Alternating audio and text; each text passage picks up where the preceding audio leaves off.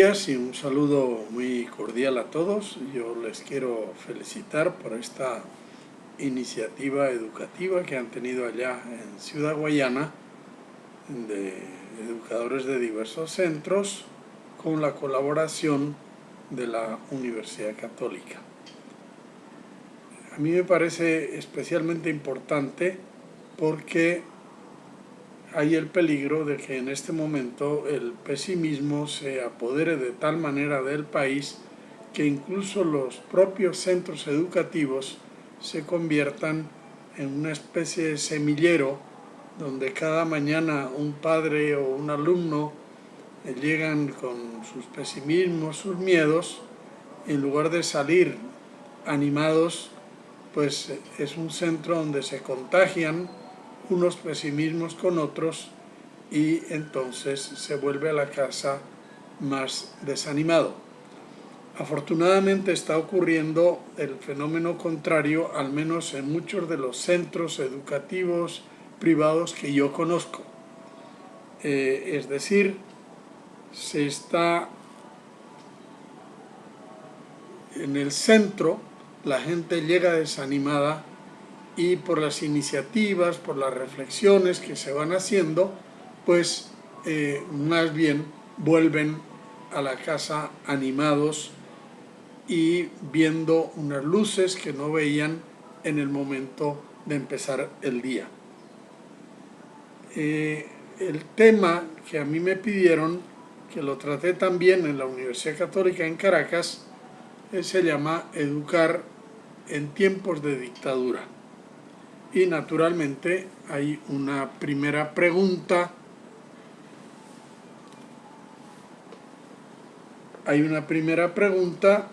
Obvia, ¿es o vivimos en Venezuela una dictadura? Yo creo que eso hay que matizarlo un poco.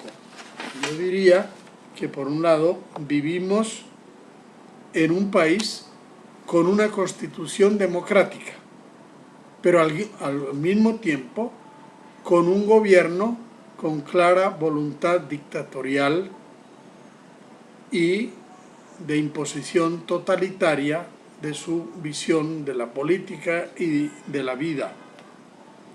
Y esto genera como una tensión. No es que tengamos un gobierno que tiene su constitución hecha a su medida, sino que la Constitución es democrática y el gobierno es dictatorial. Es la razón fundamental por la cual el gobierno está empeñado en sustituir, eliminar esta Constitución. Ha hecho una constituyente fraudulenta y la define como supraconstitucional. De manera que quiere que todo lo que hay constituido en el país se someta a eso. Y hay una población, no menos del 80 o incluso 90%, que no quiere ese camino. Entonces los educadores estamos ahí en la mitad. Quiero decir también y recordar que la actual Constitución fue elaborada mayoritariamente por los que están en el gobierno, los que estuvieron por el chavismo.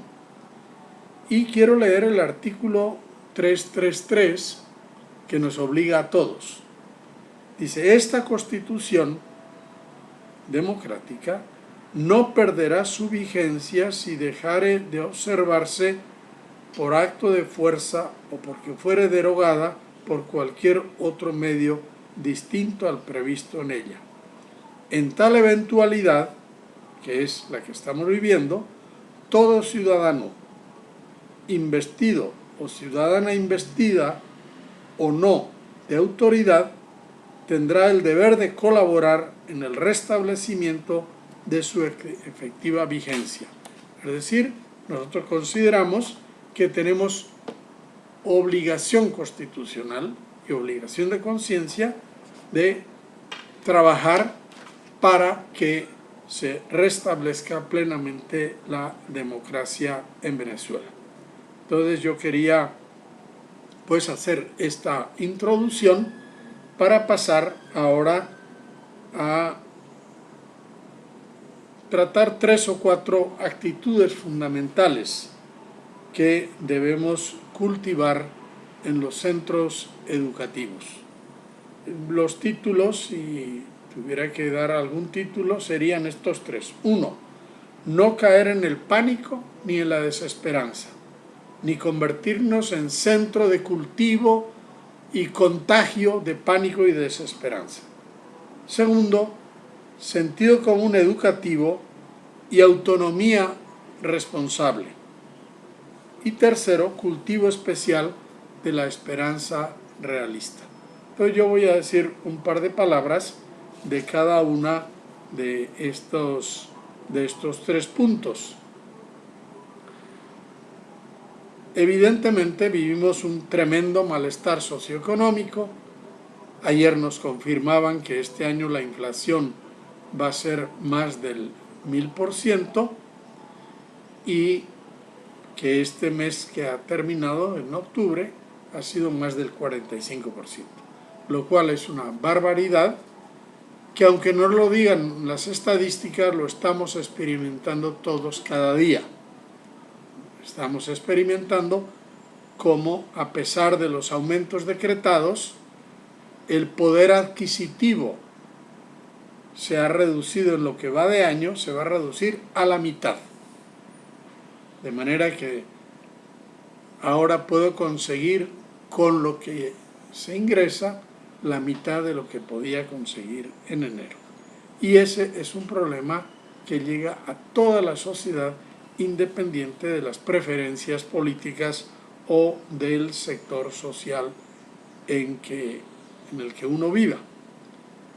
De manera que eso, las carencias vitales de medicinas, de comida que no se consigue o se consigue a unos niveles, a unos precios que el salario no alcanza, hay el peligro de caer en el pánico y desahuciar al país y decir, bueno, aquí no hay más esperanza, vámonos como sea a otro país. Y eso sería pues un error gravísimo. Por otra parte, junto con este empobrecimiento, a los educadores nos ha tocado cierto asedio. Hay un asedio que consiste en el empobrecimiento del educador, ya no solamente del país, sino que esto que estoy diciendo, cada educador en todos los niveles, en primaria, en secundaria, en el nivel universitario, está experimentando que su lucha económica es a ver si logra completar el mercado para su familia. Dentro de ese conjunto, el otro aspecto es la convicción, y yo creo que convicción verdadera, de que el gobierno quisiera que la educación fuera totalmente estatal y regida por el partido de gobierno, como ocurre en Cuba. En Cuba es impensable que haya unos educadores que puedan tener una divergencia en su momento de Fidel Castro, un rector de una universidad o de un colegio, sino que todo va orientado por un único jefe, que es jefe de partido y jefe de gobierno. Entonces el peligro es que cuando las cosas no van bien, empecemos a entrar en pánico y decir, bueno, aquí van a hacer lo mismo.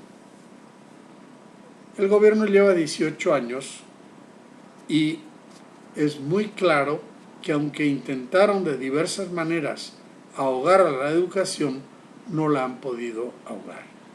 Y en el mundo universitario, aunque crearon universidades para contrarrestar las universidades autónomas y las universidades privadas, pues en ese mundo universitario no han tenido éxito. Han construido unas universidades que carecen de prestigio y ningún ministro del gobierno quiere que su hijo estudie en esas universidades.